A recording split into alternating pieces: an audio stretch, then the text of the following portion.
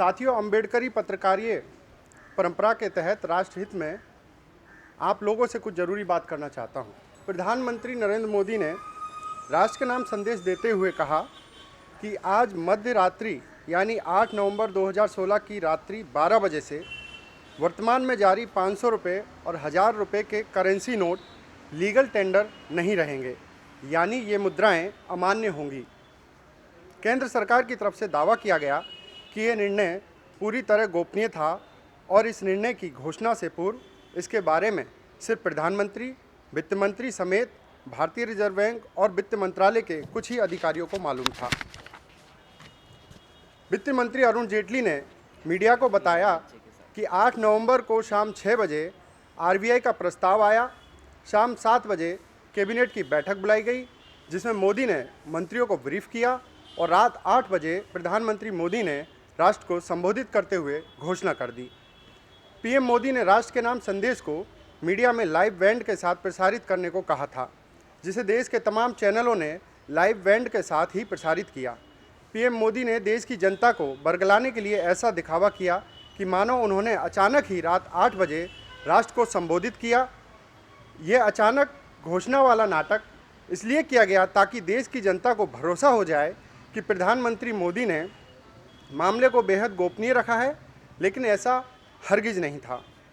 मैं बतौर दूरदर्शन समाचार में कार्यरत पत्रकार सत्येंद्र मुरली जिम्मेदारी पूर्वक दावा कर रहा हूं कि 8 नवंबर 2016 को प्रधानमंत्री नरेंद्र मोदी का राष्ट्र के नाम संदेश लाइव नहीं था, बल्कि पूर्व रिकॉर्डेड और एडिट किया हुआ था। 8 नवंबर 2016 को शाम 6 बजे आरबीआई का प्रस्ताव और शाम 7 बजे कैबिनेट को ब्रीफ किए जाने से कई दिनों पहले ही पीएम का राष्ट्र के नाम संदेश लिखा जा चुका था। और इतना ही नहीं, मोदी ने इस भाषण को पढ़कर पहले ही रिकॉर्ड करवा लिया था।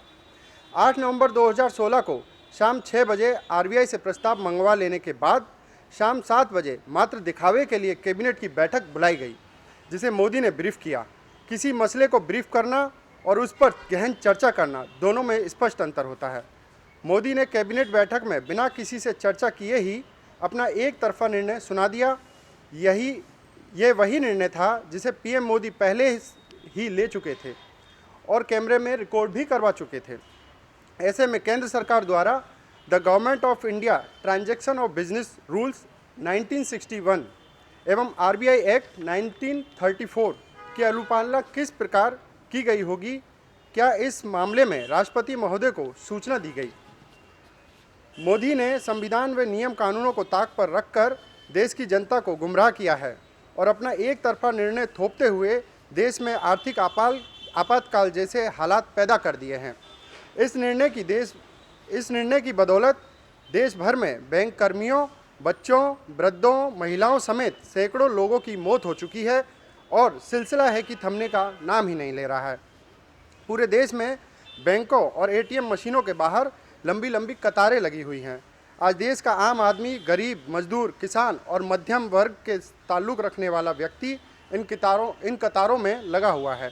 जबकि पीएम मोदी ने अपने भाषण में कहा कि भ्रष्टाचार में लिप्त और काला धन रखने वाला व्यक्ति आज लाइन में लगा हुआ है, जबकि आम आदमी, गरीब, मजदूर, किसान चैन की नींद सो रहा है।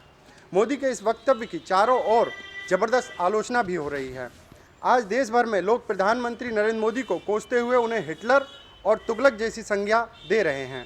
देश की जनता कह रही है कि मोदी ने इस निर्णय के बारे में अपने चहेते यार दोस्तों को पहले ही जानकारी दे दी थी।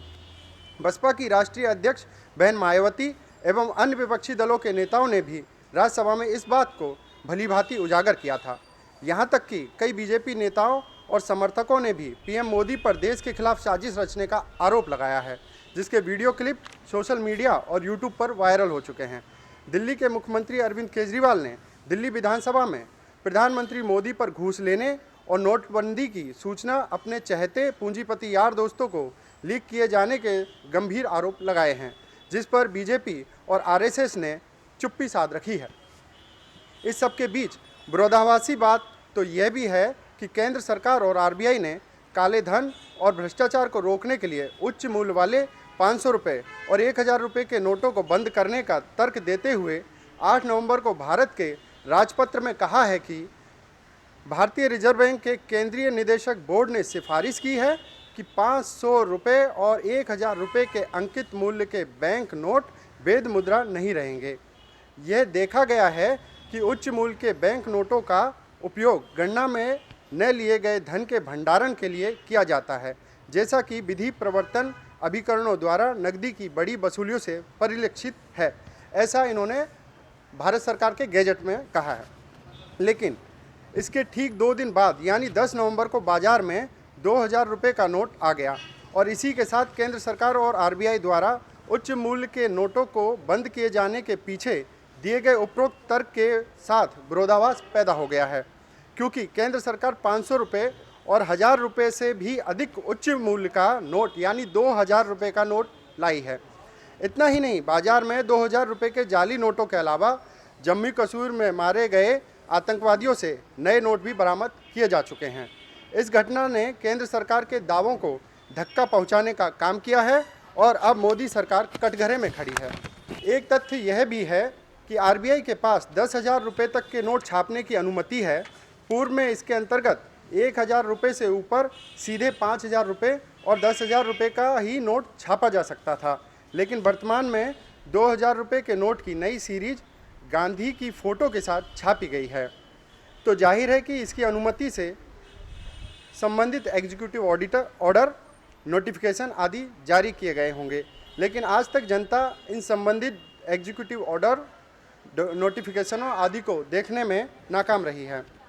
एक तरफ तो भारतीय रिजर्व बैंक का स्पष्ट रूप से कहना है कि भारत की कैश आधारित इकोनॉमी है, अर्थात देश के अधिकतर लोग कैश में ही लेन देन का कार्य करते हैं। वहीं दूसरी तरफ केंद्र सरकार नगद लेन देन के खिलाफ है और नोटबंदी के बाद बैंकों से नकदी निकासी पर शिकंजा कसते हुए लोगों से cheque, ATM, mobile wallet, internet banking इत्यादि द्वारा लेन देन करने को कहा जा रहा है। आज देश की जनता खुद को ठगा हुआ सा महसूस कर रही है।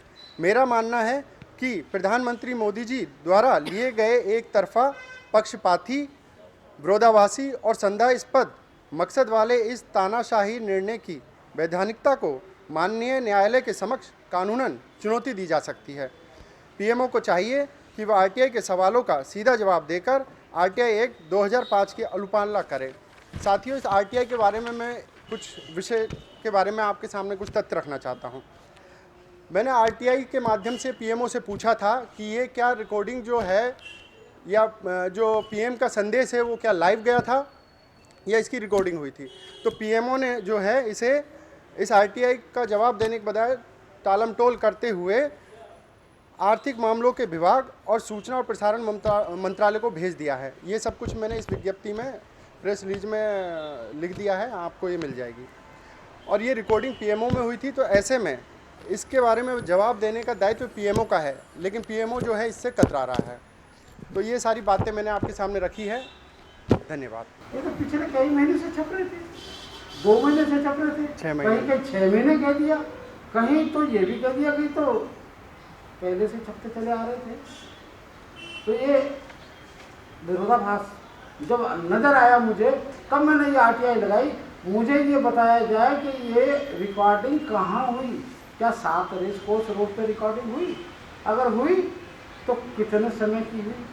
मुझे तो अनएडिटेड ओरिजिनल स्क्रिप्ट की एक रिकॉर्ड करके कॉपी मुझे दे दी। क्यों? मुझे लगा कि स्पीच में मसाला ज़्यादा था, उसे काट के आधा किया गया, आधे से भी कम हो सकता है। लेकिन वो कैसे इस्टेब्लिश करूँ मैं कि आधे से कम किया या ज़्यादा किया? वो तभी होगा तो मेरे पास अनएडिटेड वो पार्ट आएगा। अब जैसे ही मैंने ये आरटीआई लगाई 15 तारीख को, फिजिकली मैं इसको रिसीव करवा के आया पीएमओ ऑफिस में, और मुझे कुछ इसमें लगा, मेरे इसमें तो फिर ज़्यादा है, दूसरे प्रिंट आउट ठीक नहीं था मेरा।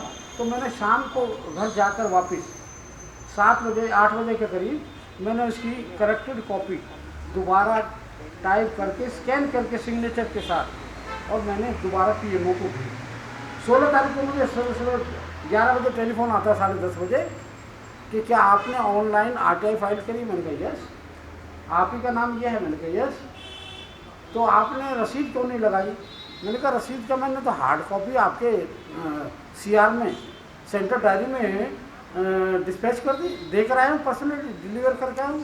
लेकिन फिर भी आप मांग रहे हो तो मैं अभी स्कैन कर देता हूँ। मैं 1 घंटे के अंदर गया अपनी दुकान पर, मैंने उसे स्कैन करके भेज दी। उसके बाद वो साइलेंट है, कोई जवाब नहीं, कोई एक्नॉलेजमेंट नहीं। आज 24 तारीख हो गई है और इनको तो शायद जवाब भी आ गया कि आगे फॉरवर्ड कर दिया सेक्शन 3(6) में। मुझे तो आगे एप्लीकेशन की भी एक समय सीमा होती है, वो 30 दिन है, 30 दिन है। तो अभी तो 30 दिन हुए। नहीं तो मैं तो ये नहीं कह रहा कि मुझे दे दीजिए, लेकिन समय की और हालात की गरिमा को देखते हुए उनका फर्ज बनता है कि जितना जल्दी हो संशय को मिटाने के लिए इन्फॉर्मेशन दे दो। शंभू जी, इसमें 30 दिन का इंतजार नहीं कर सकते। The reason I am telling you. और जहाँ तक बात है, अपने ऊपर एलिगेशन लगा रहे हैं प्रधानमंत्री पर और वित्त मंत्री पर, और वो स्थिति साफ नहीं कर रहे। तो ये है कि ये कैबिनेट का डिसीजन नहीं हुआ, कैबिनेट का डिसीजन नहीं हुआ, ये लीपापोती हुई है। इंदिरा गांधी से भी बढ़कर यह डिक्टेटरशिप वाला चैप्टर दोहराया गया। कैसे? 6 बजे कहाँ से रिपोर्ट आई, कब डायरी हुई और कब वो कैबिनेट को प्रपोजल बन के गई? इतनी बड़ी प्रपोजल कैसे इतनी देर में टाइप भी होगी और अप्रूव भी होगी, सब कुछ हो गया। ये बात इन्हीं के मुँह से पकड़ी गई। GTV के ऊपर 10 तारीख को प्रोग्राम आया, उसमें उन्होंने कहा कि आपने गोपनीयता बरती और ये चीज़ें करी है कि भाई 6 बजे 8 तारीख को 6 बजे आपके पास RBI से इन्फॉर्मेशन आई, 7 बजे आपने कैबिनेट की मीटिंग बुलाई और 8 बजे आपने राष्ट्र के नाम संदेश दे दिया। तो मेरे जैसे एक एक्टिविस्ट को संदेह लगता है कि इतनी जल्दी डायरी होकर ऑफिसर की टेबल पर नहीं जाती फाइल, इनके पास कैसे पहुंच गई? देखिए साहब, ये सेक्शन RBI एक्ट 1934 है, इसका सेक्शन 25 ये कहता है नोटों का फॉर्म और डिज़ाइन साइज वगैरह कैसा होगा, central board of directors of the RBI will recommend to the governor general in council. 1934 में, उसको 1937 में बदल कर दिया गवर्नर जनरल इन काउंसिल की जगह सेंट्रल गवर्नमेंट। आज हमारा नया संविधान आ गया, हमारा देश का स्वतंत्र भारत का, तो उसमें इस संविधान के मुताबिक हमारी डिसीजन मेकिंग बॉडी कौन सी है? कैबिनेट। तो कैबिनेट की बिना अप्रूवल के कैसे हो गया? मैंने ये 22 अक्टूबर को प्रेसिडेंट प्रणब मुखर्जी से ये दोबारा, पहले कई सालों से चल रहा है मामला, डॉक्टर मनमोहन सिंह को प्रोसिक्यूशन करने की मुझे इजाज़त दी जाए, क्योंकि एज फाइनेंस मिनिस्टर उन्होंने महात्मा गांधी के फ़ोटो को लगाया और अशोक चिन्ह को हटाया, जिसकी अप्रूवल 13 नवंबर 1947 को कैबिनेट ने दी थी। कैबिनेट का डिसीजन कैबिनेट ही बदल सकती है। एक सेक्शन 25 के मुताबिक RBI एक्ट ये कहता है सेंट्रल गवर्नमेंट के पास आएगी रिकमेंडेशन RBI की, तो RBI की जो रिकमेंडेशन आई, वो रिकमेंडेशन आने के बाद उसे एग्जामिन किया जाएगा, उसके फ़ोटो डम्मी देखे जाएंगे, फिर उसका निर्णय लिया जाएगा। निर्णय तो कोई है ही नहीं। और बाद में इन्होंने ये कह दिया 11 तारीख के प्रोग्राम में आपकी अदालत में रजत शर्मा की कोर्ट में ये कह दिया, साहब ठीक है ना जी, दैट इज एडमिटेड फैक्ट कि साहब वहाँ क्या और मंत्रियों ने ऐतराज़ नहीं किया, कैबिनेट मिनिस्टर ने, वेंकैया नायडू ने नहीं किया, एक्सटर्नल मिनिस्टर ने नहीं किया, लोग करा तो था, उन्होंने ऐतराज़ किया, लेकिन प्रधानमंत्री ने उनको सेटिस्फाई कर दिया। तो ये सेटिस्फाई कैसे होता है? कैबिनेट की अप्रूवल होनी चाहिए, थ्रेड बेयर डिस्कशन होना चाहिए था। आप देश की करेंसी को डिमोनेटाइज कर रहे हैं, प्लस नए 2000 रुपये का नोट ला रहे हैं। 2000 रुपये का नोट लाने की आवश्यकता का है? RBI एक्ट की सेक्शन 24 ये कहती है 2 रुपये, 5 रुपये, 10 रुपये, 50 रुपये, 100 रुपये, 500 रुपये, 1000 रुपये और 5000 रुपये और 10,000, इसे 2000 रुपये की सीरीज नहीं है। पहले तो इसका अमेंडमेंट करते, इसका नोटिफिकेशन निकालते, इसका तो किया नहीं, जंप करके सीधा 2000 पर 1000 का बंद कर रहे, 2000 का चालू कर रहे। What is the science?